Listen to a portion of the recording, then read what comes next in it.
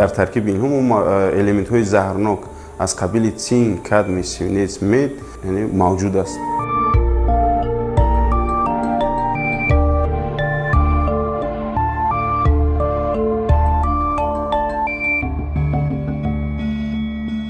خاکسترنوکی یا اون چیزی هست که نمیسوزد.